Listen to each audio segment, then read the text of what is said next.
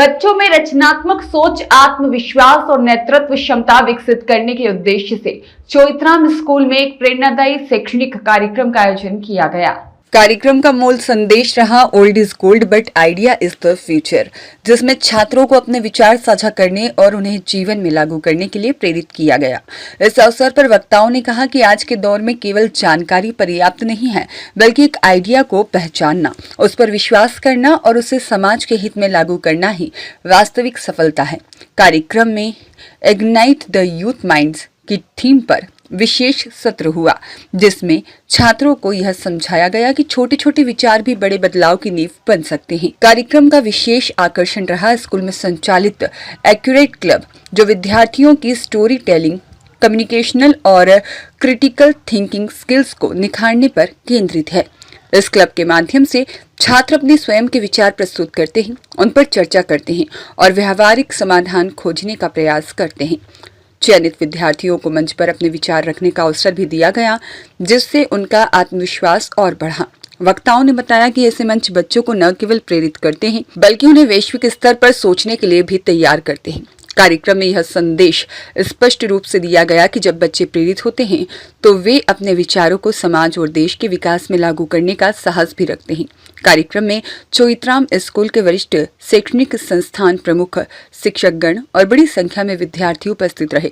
आयोजन ने यह सिद्ध कर दिया कि सही मार्गदर्शन मिलने पर विद्यार्थी भविष्य के परिवर्तनकर्ता बन सकते हैं। ये हम 7 साल से कर रहे हैं। ये 7th इवेंट है हमारा, 7th time, and we are the only school in Madhya Pradesh that does this event. इसका मोटिव क्या रहता है? मोटिव ये रहता है कि to ignite the curiosity amongst the students. जो हमारी ऑडियंस है वो मेनली स्टूडेंट्स है, so students should be inspired by the ideas. So TED का मीनिंग क्या है कि it should be an idea shared by the speaker, so that idea, the children should carry something in their backpack. So जब वो जाएं तो they should be inspired and they should try to implement that idea in their life. जिस तरीके से आप बच्चों के लिए इस तरीके से ये प्रोग्राम ऑर्गेनाइज कर रहे हैं, तो बच्चों पे क्या इम्पैक्ट पड़ता है इसका?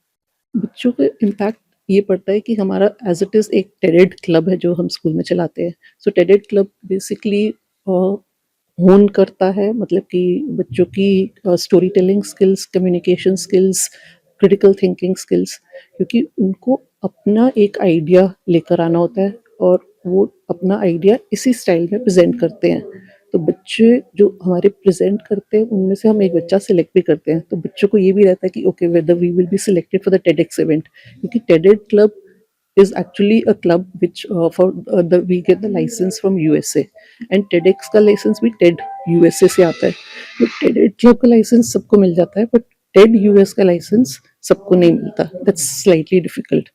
तो बच्चों को ये बहुत रहता है कि TEDx stage पे आए, because the talks are uploaded on the TEDx platform globally, मतलब कि सब देख सकते हैं, and it adds to their profile also। तो बच्चों पे ये इम्पैक्ट रहता है कि they want to be a part of the TEDx event। और जब वो सुनते हैं ये वाले स्पीकर्स की तो they do get influenced and they try to implement those ideas। Bureau report, Satyagraha news, Madhya Pradesh.